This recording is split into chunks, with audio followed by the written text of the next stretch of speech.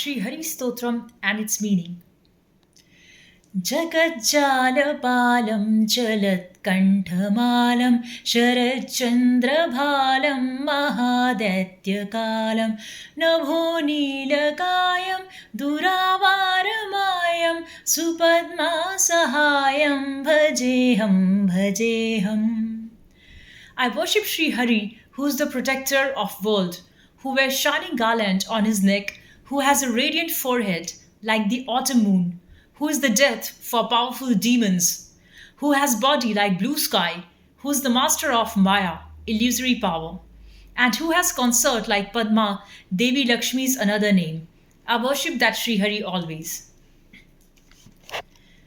सदाम्भोदिवासं गलत्पुष्पहासं जगत्सन्निवासं शतादित्यभासं गदाचक्रशस्त्रं लसत्पीतवस्त्रं हसच्चारुवक्त्रं भजेऽहम्.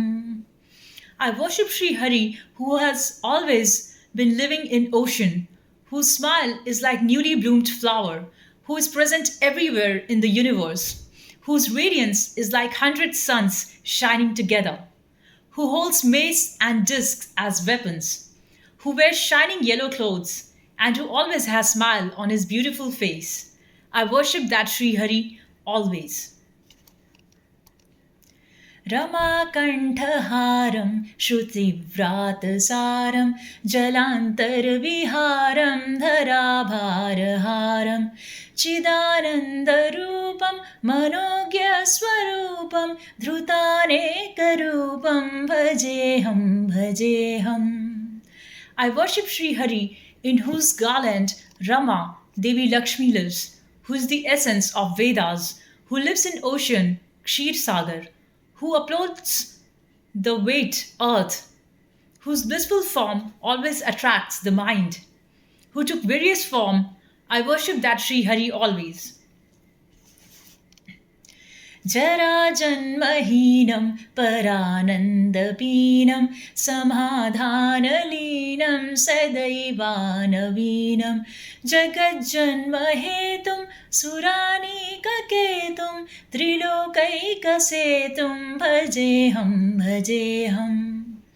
I worship that Sri Hari, who is free of old age, birth, and death, who is always in supreme bliss, whose mind is always absorbed in samadhi, who always looks young, who is the cause of creation of this universe, who is protector of army of devas, who is bridge that connects three worlds. I worship that Sri Hari always.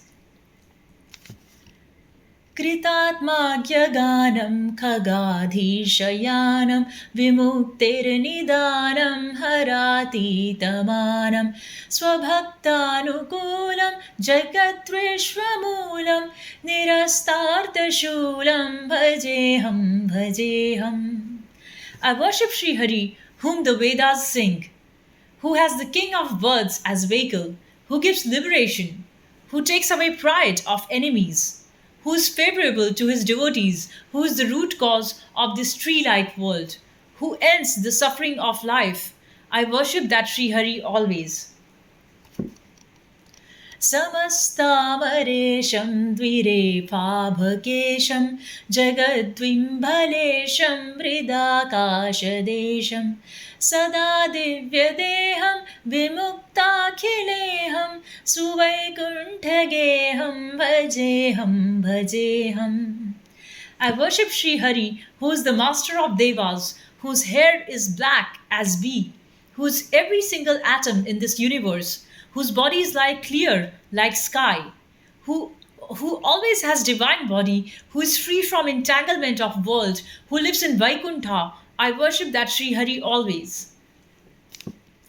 सुरालीबलिष्ठं त्रिलोकीवरिष्ठं गरुडानरिष्ठं स्वरूपैकनिष्ठं सदा युद्धधीरं महावीरवीरं महाबोधितीरं भजेऽहम्. I worship Sri Hari, who is powerful among all devtas, who is superior in three worlds, who is only one, who is always calm in war, who is supreme among warriors, who lives in the bank of ocean. I worship that Sri Hari. रमावामभागं तलानग्नगानं कृताधीनयागं कतारागरागं मुनीन्द्रैः सुगीतं सुरैः सम्परीतं गुणौधैरतीतं भजेऽहं भजेऽहम्. I worship Sri Hari who has Rama, Devi Lakshmi by his side, who sleeps on the snake, Sheshnag, who can be attained by doing yajna, who is free of attachments, worldliness, whose stuti is sung by sages, who is served by devatas, and who is beyond gunas, sattva, tamas, rajas. I worship that Sri Hari.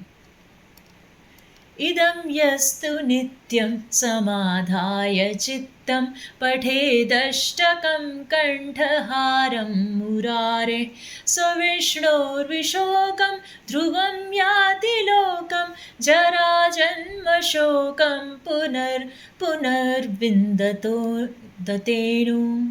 These 8 verses of Sri Hari is same as his garland which he wears on neck. Whoever recites these 8 verses, he will attain Vaikuntha, and also they will be free of suffering, grief, old age, birth, and death. There is no doubt in this. Jai Shri Hari Vishnu.